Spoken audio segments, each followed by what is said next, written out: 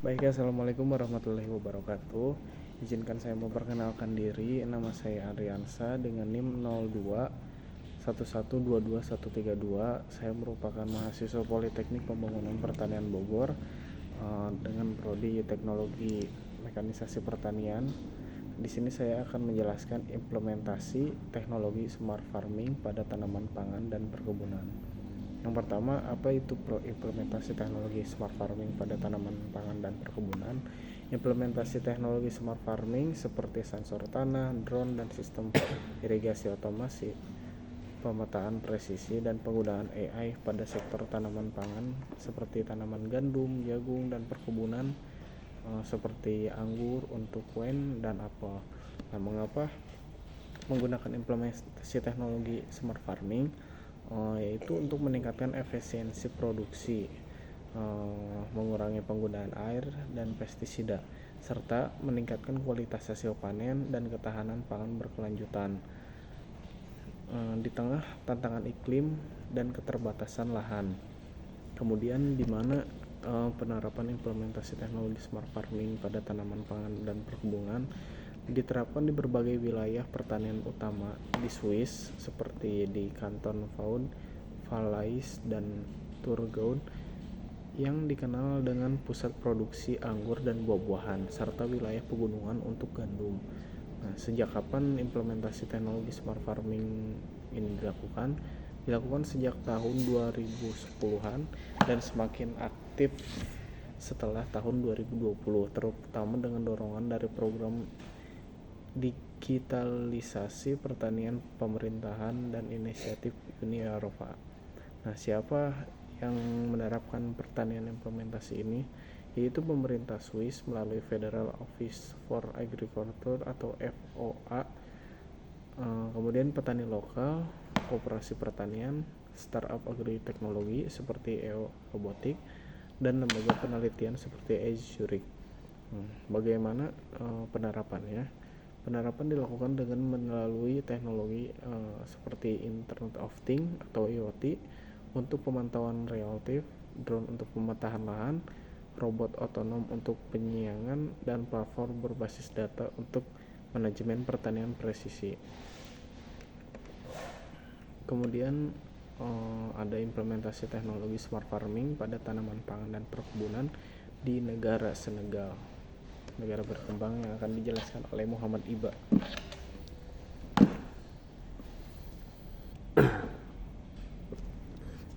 Baik, sebelumnya izin memperkenalkan diri. Nama saya Muhammad Iba Wijaya. NIM saya 0211222151. Di sini saya akan melanjutkan penjelasan dari rekan saya Andriansa, yaitu di sini mengacu pada 5W1H. Untuk elemen yang pertama itu adalah what atau apa. Nah, penjelasannya itu penggunaan teknologi smart farming sederhana dan terjangkau seperti sensor kelembaban tanah atau soil moisture, terus sensor kelembaban udara seperti DHT dan sebagainya, sistem irigasi tetes, dan sistem irigasi tetes itu sistem yang cukup sederhana yang saya rasa itu gampang dilaksanakan dan biaya yang tidak cukup mahal dan masih terjangkau. Selanjutnya adalah platform SMS berbasis cuaca dan pasar. Apa sih itu platform SMS itu? Jadi platform SMS itu memberikan informasi tentang cuaca dan pasar di pertanian di negara tersebut, serta aplikasi mobile untuk monitoring lahan dan pelatihan petani. Jadi monitoring lahan itu adalah monitoring lahan seperti ukuran lahan, terus kelembaban tanahnya lahan, dan lain sebagainya.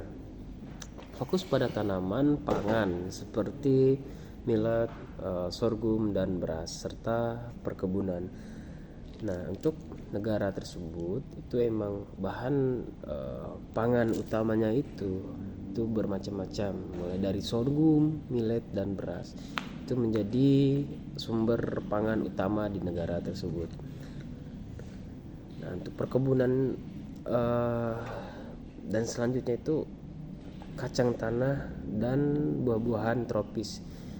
Di negara tersebut pun banyak sekali atau bisa ditemukan, gampang sekali ditemukan kacang tanah dan buah-buahan tropis lainnya. Elemen yang selanjutnya adalah why atau mengapa. Untuk menghadapi tantangan iklim kering, kurangnya air dan produktivitas rendah. Jadi penerapan smart farming ini adalah untuk mengapa ini dilakukan adalah untuk menghadapi tantangan iklim kering atau cuaca yang ekstrim, kekurangannya air dan produktivitas rendah. Karena bisa kita ketahui untuk di negara Afrika itu curah hujan di sana itu sangat rendah sekali, makanya perlu solusi dan gebrakan dan serta gerakan untuk mengoptimalisasikan pertanian di sana, terutama itu adalah air dan cuaca. Tujuannya adalah meningkatkan hasil panen itu, terus mengurangi kerugian pasca panen dan membantu petani kecil menyesuaikan diri dengan perubahan iklim. Jadi solusi dari turunnya produktivitas pangan dan sulitnya bahan baku di negara tersebut adalah dengan salah satu caranya adalah smart farming, dan untuk seperti yang saya sebutkan tadi di awal. Nah, yang elemen selanjutnya itu adalah di mana menurut riset yang sudah dilakukan itu diterapkan di delta Sungai Senegal, ada di daerah delta Sungai Senegal, kawasannya itu kawasan Tambacounda dan wilayah utara seperti Saint Louis yang merupakan daerah pertanian utama. Jadi di daerah tersebut itu ada sungai delta itu menjadi sumber air bagi pertanian di sana. Jadi merupakan harapan utama, bukan satu-satunya tapi harapan utama bagi pertanian yang ada di daerah sana, terutama di negara Senegal. Nah, yang elemen selanjutnya itu adalah kapan.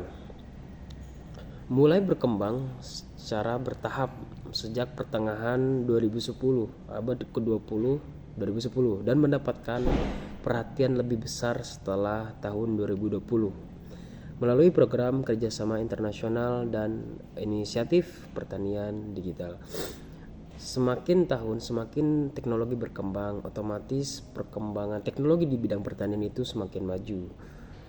Nah, maka dari itu program kerjasama internasional itu menjadikan dampak yang besar bagi pertanian di negara tersebut. Dan elemen selanjutnya adalah who atau siapa. Siapa di sini itu adalah siapa yang melakukannya dan apa peran pentingnya.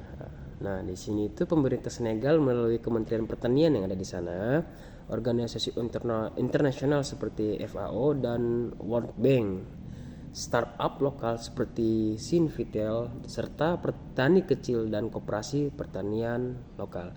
Tentu saja organisasi tersebut atau elemen yang saya sebutkan tadi itu menjadi peran penting dalam penerapan smart farming atau pertanian di negara Senegal. Kenapa? Karena perlu diketahui bahwa pertanian di negara Senegal itu masih berkembang dan perlunya peran pemerintah serta elemen masyarakat serta dan mungkin seluruh bantuan dari organisasi internasional untuk bisa menyelamatkan pertanian yang ada di negara Senegal atau negara lainnya di benua Afrika.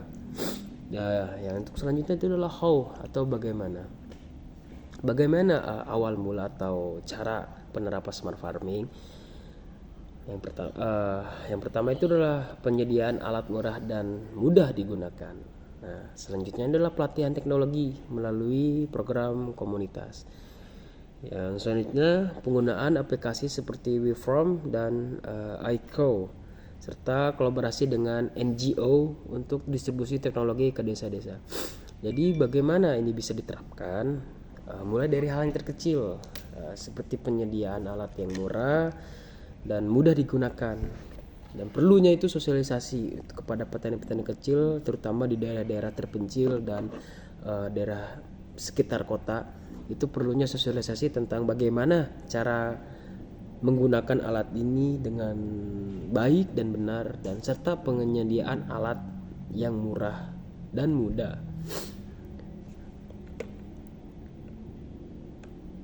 Untuk selanjutnya mungkin saya kembalikan kepada rekan saya Andriansa untuk bisa melanjutkan penjelasannya. Saya dipersilakan. Ada implementasi teknologi smart farming pada tanaman pangan dan perkebunan di negara Mali atau negara tertinggal. Yang pertama itu apa sih implementasinya?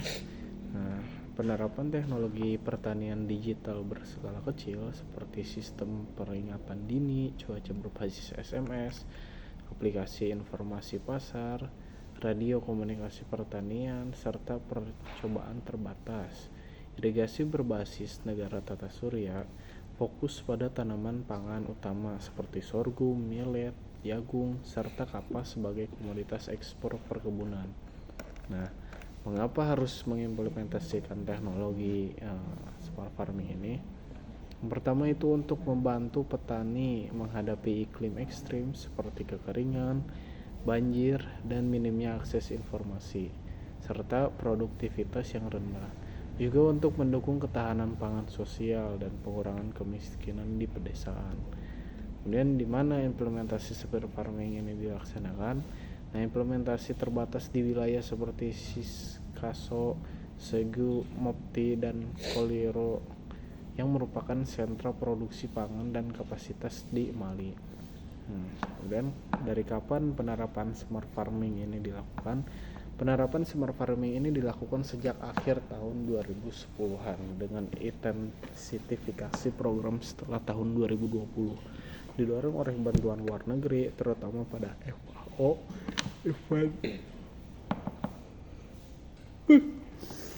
dan lembaga donor ERPA.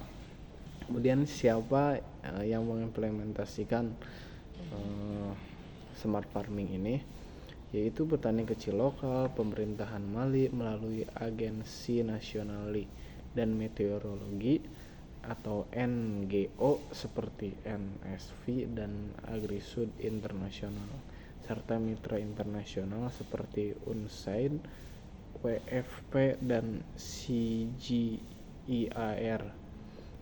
Kemudian bagaimana implementasi smart farming ini dilakukan? Yaitu dengan melalui pelatihan berbasis komunitas, distribusi perangkat murah seperti ponsel sederhana untuk menerima info SMS, dukungan mikrofinansial untuk irigasi tenaga surya, serta pemanfaatan radio dan kelompok tani untuk penyebaran informasi dan teknologi secara produktif. Nah, begitulah implementasi teknologi smart farming pada tanaman pangan dan perkebunan di negara maju seperti Swiss, di negara berkembang seperti Senegal, dan negara tertinggal seperti Mali. Itu penjelasan dari kami berdua. Sekian, wassalamualaikum warahmatullahi wabarakatuh.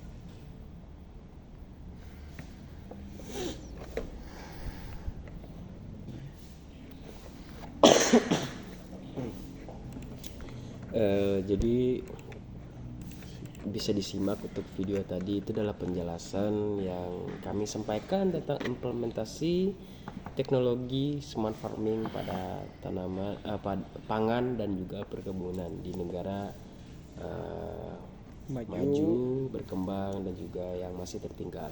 Nah, contoh untuk negara maju itu adalah negara Swiss, dan contoh negara yang masih berkembang itu adalah negara Senegal, dan pertanian yang masih tertinggal itu adalah negara Mali. Kedua negara berkembang dan tertinggal itu berada di benua Eropa. Maaf, saya ulangi, berada di Afrika.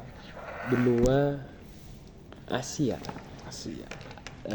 Afrika. Benua Afrika. Makanya seperti itu yang bisa kami jelaskan dan kami sampaikan. Kurang lebihnya kami mohon maaf. Terima kasih. Wabillahi taufiq wal hidayah. Assalamualaikum warahmatullahi wabarakatuh. Baik, assalamualaikum warahmatullahi wabarakatuh. Izinkan saya memperkenalkan diri. Nama saya Ariansa dengan NIM 0211221132. Saya merupakan mahasiswa Politeknik Pembangunan Pertanian Bogor dengan prodi Teknologi Mekanisasi Pertanian.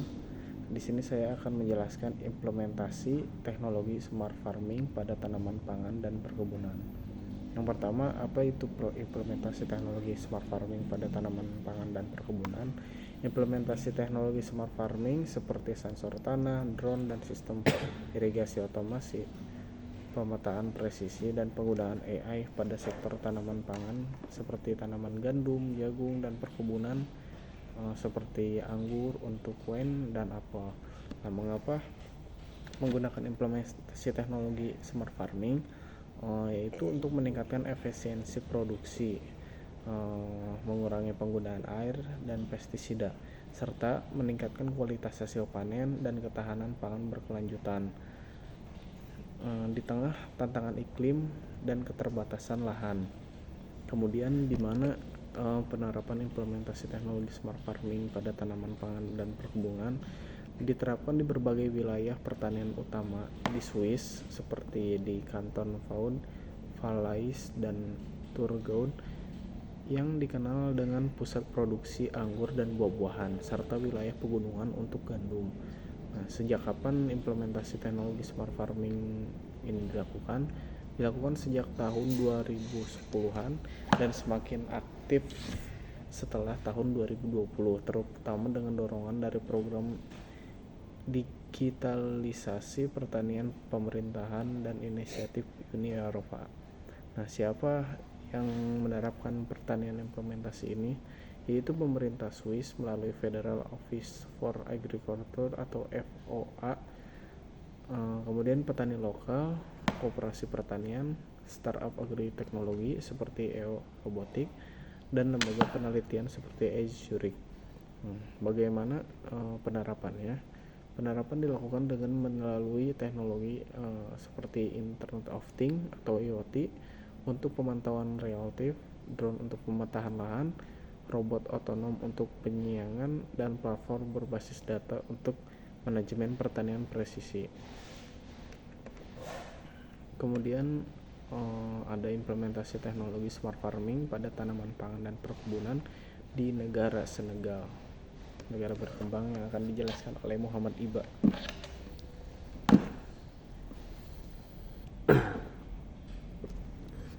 Baik, sebelumnya izin memperkenalkan diri. Nama saya Muhammad Iba Wijaya.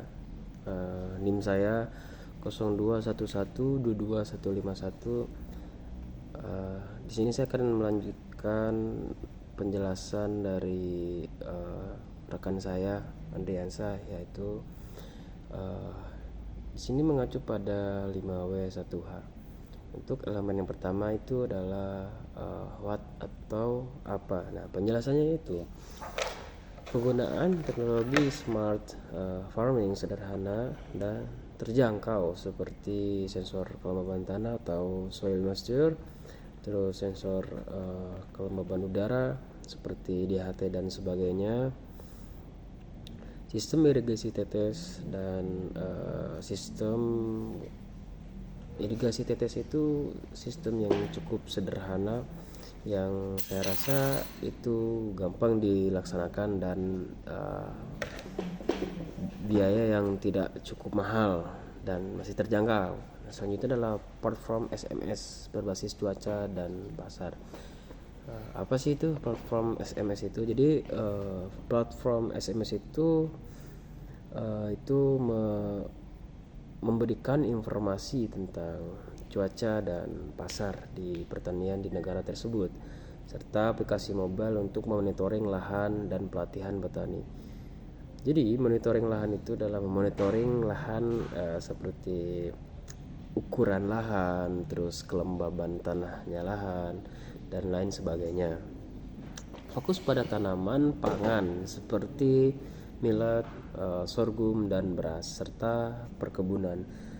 Nah, untuk negara tersebut itu emang bahan pangan utamanya itu bermacam-macam, mulai dari sorghum, millet, dan beras.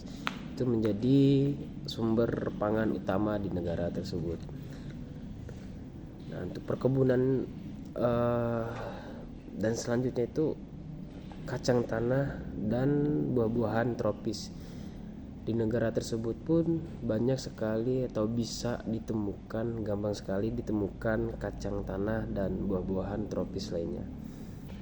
Elemen yang selanjutnya adalah why atau mengapa. Untuk menghadapi tantangan iklim kering, kurangnya air dan produktivitas rendah. Jadi penerapan smart farming ini adalah untuk mengapa ini dilakukan adalah untuk menghadapi tantangan iklim kering atau cuaca yang ekstrim, kekurangannya air dan produktivitas rendah. Karena bisa kita ketahui untuk di negara Afrika itu curah hujan di sana itu sangat rendah sekali, makanya perlu solusi dan gebrakan dan serta gerakan untuk mengoptimalisasikan pertanian di sana, terutama itu adalah air dan cuaca. Tujuannya adalah meningkatkan hasil panen itu, terus mengurangi kerugian pasca panen dan membantu petani kecil menyesuaikan diri dengan perubahan iklim.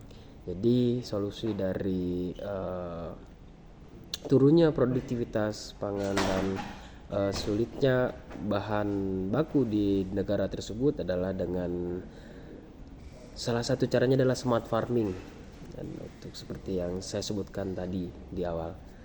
Nah, yang elemen selanjutnya itu adalah di mana menurut riset yang sudah dilakukan itu diterapkan di delta Sungai Senegal, ada di daerah delta Sungai Senegal, kawasannya itu kawasan Tambacounda dan wilayah utara seperti Saint Louis yang merupakan daerah pertanian utama. Jadi di daerah tersebut itu ada sungai delta itu menjadi sumber air bagi pertanian di sana. Jadi merupakan harapan utama, bukan satu-satunya tapi harapan utama bagi pertanian yang ada di daerah sana, terutama di negara Senegal. Nah, yang elemen selanjutnya itu adalah kapan. Mulai berkembang secara bertahap sejak pertengahan 2010, abad ke-20 2010, dan mendapatkan perhatian lebih besar setelah tahun 2020 melalui program kerjasama internasional dan inisiatif pertanian digital. Semakin tahun semakin teknologi berkembang, otomatis perkembangan teknologi di bidang pertanian itu semakin maju. Nah, maka dari itu program kerjasama internasional itu menjadikan dampak yang besar bagi pertanian di negara tersebut. Dan elemen selanjutnya adalah who atau siapa. Siapa di sini itu adalah siapa yang melakukannya dan apa peran pentingnya. Nah, di sini itu pemerintah Senegal melalui Kementerian Pertanian yang ada di sana, organisasi internasional seperti FAO dan World Bank, startup lokal seperti Sinvitel, serta petani kecil dan koperasi pertanian lokal. Tentu saja organisasi tersebut atau elemen yang saya sebutkan tadi itu menjadi peran penting dalam penerapan smart farming atau pertanian di negara Senegal. Kenapa? Karena perlu diketahui bahwa pertanian di negara Senegal itu masih berkembang dan perlunya peran pemerintah serta elemen masyarakat serta dan mungkin seluruh bantuan dari organisasi internasional untuk bisa menyelamatkan pertanian yang ada di negara Senegal atau negara lainnya di benua Afrika. Ya, yang untuk selanjutnya itu adalah how atau bagaimana. Bagaimana awal mula atau cara penerapan smart farming? Yang pertama itu adalah penyediaan alat murah dan mudah digunakan. Nah, selanjutnya adalah pelatihan teknologi melalui program komunitas. Yang selanjutnya penggunaan aplikasi seperti WeFarm dan iCrow serta kolaborasi dengan NGO untuk distribusi teknologi ke desa-desa. Jadi bagaimana ini bisa diterapkan? Mulai dari hal yang terkecil, seperti penyediaan alat yang murah dan mudah digunakan. Dan perlunya itu sosialisasi kepada petani-petani kecil, terutama di daerah-daerah terpencil dan daerah sekitar kota. Itu perlunya sosialisasi tentang bagaimana cara menggunakan alat ini dengan baik dan benar, dan serta penyediaan alat yang murah dan mudah.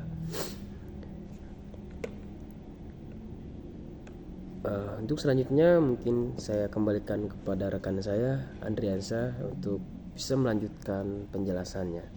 Saya dipersilakan. Ada implementasi teknologi smart farming pada tanaman pangan dan perkebunan di negara Mali atau negara tertinggal. Yang pertama itu apa sih implementasinya? Nah, penerapan teknologi pertanian digital berskala kecil seperti sistem peringatan dini, cuaca berbasis SMS, aplikasi informasi pasar, radio komunikasi pertanian, serta percobaan terbatas. Irigasi berbasis negara tata surya fokus pada tanaman pangan utama seperti sorghum, millet, jagung, serta kapas sebagai komoditas ekspor perkebunan. Nah, mengapa harus mengimplementasikan teknologi smart farming ini? Yang pertama itu untuk membantu petani menghadapi iklim ekstrim seperti kekeringan, banjir, dan minimnya akses informasi, serta produktivitas yang rendah. Juga untuk mendukung ketahanan pangan sosial dan pengurangan kemiskinan di pedesaan. Kemudian di mana implementasi smart farming ini dilaksanakan? Nah, implementasi terbatas di wilayah seperti Sikaso, Segu, Mopti, dan Koliro yang merupakan sentra produksi pangan dan kapasitas di Mali. Kemudian dari kapan penerapan smart farming ini dilakukan?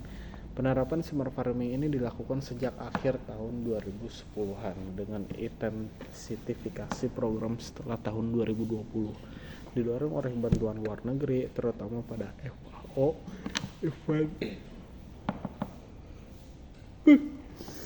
dan lembaga donor ERPA.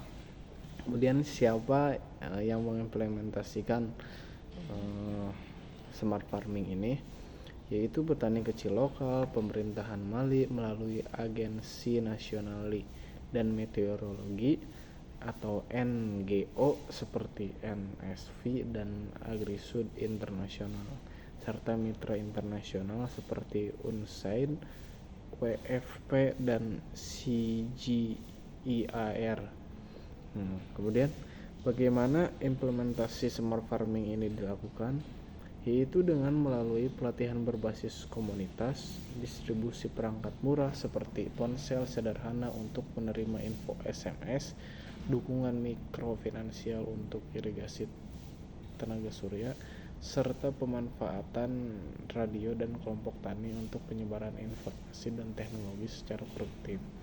Nah, begitulah implementasi teknologi smart farming pada tanaman pangan dan perkebunan di negara maju seperti Swiss, di negara berkembang seperti Senegal, dan negara tertinggal seperti Mali. Itu penjelasan dari kami berdua. Sekian, wassalamualaikum warahmatullahi wabarakatuh.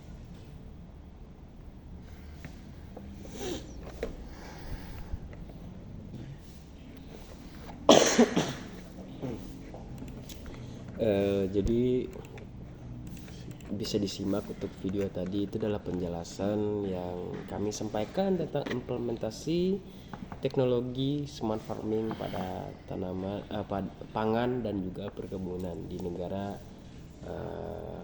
maju, berkembang, dan juga yang masih tertinggal. Nah, contoh untuk negara maju itu adalah negara Swiss, dan contoh negara yang masih berkembang itu adalah negara Senegal, dan pertanian yang masih tertinggal itu adalah negara Mali. Kedua negara berkembang dan tertinggal itu berada di benua Eropa. Maaf, saya ulangi, berada di Afrika, benua Asia. Afrika. Guna Afrika. Makanya seperti itu yang yang bisa kami jelaskan dan kami sampaikan. Kurang lebihnya kami mohon maaf. Terima kasih. Wabillahi taufiq wal hidayah. Assalamualaikum warahmatullahi wabarakatuh.